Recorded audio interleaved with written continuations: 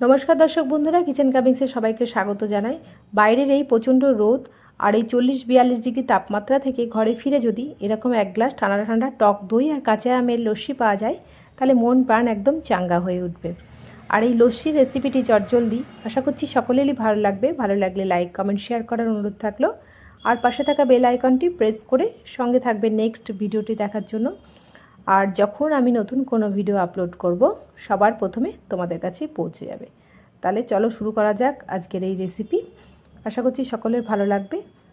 তাহলে দেখতে থাকো আমি কিভাবে এটি করি। আমি এর জন্য দুটো কাঁচা আম নিয়ে নিয়েছি। এবার আমি দুদিকের মুখটা কেটে নিচ্ছি। তারপরে আমি আম দুটোকে খোসা ছাড়িয়ে নেব। দুটো আমি একইভাবে খোসা ছাড়িয়ে নিচ্ছি। তারপরে আমি লম্বা লম্বা টুকরো করে আমি দুটো আম একইভাবে কেটে নিচ্ছি। দুটো আমি কেটে নিয়েছি। এবার একটা প্রেসার কুকারের মধ্যে আমি 5 মিনিট এটাকে বয়েল করে নেব। আর এদিকে অন্যদিকে আমি লস্যির একটা স্পেশাল মশলা বানাবো। এর জন্য আমি একটি গোটা জিরে নিয়ে নিয়েছি, আর দিয়ে দিচ্ছি একটা এলাচ, আর দিয়ে দেবো দুটো গোলমরিচ, আর দিয়ে দিচ্ছি একটু বিট লবণ। এবার এটাকে আমি ড্রাই রোস্ট করে নিচ্ছি।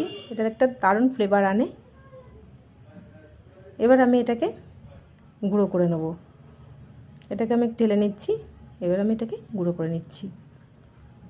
এদিকে আমার এটা বয়েল হয়ে গেছে। এবার আমি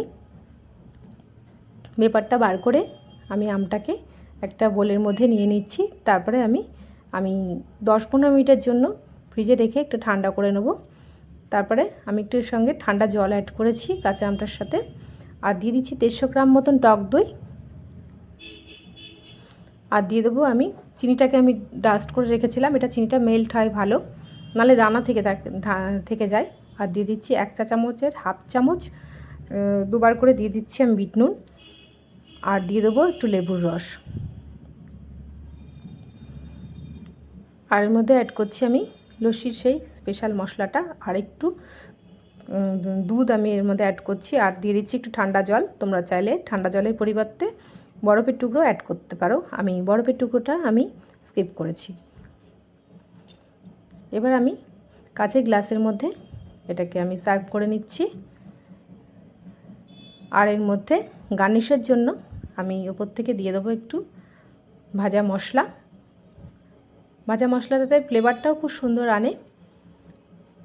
আর দিয়ে দিচ্ছি একটু লেবু স্লাইস করে কেটে রেখেছিলাম, এটা দেখতেও খুব ভালো লাগে। আর দিয়ে দিচ্ছি উপর থেকে পুদিনা পাতা। আর এর মধ্যে পুদিনার ফ্লেভারও আছে, পুদিনাটাতে পেট ঠান্ডা রাখে।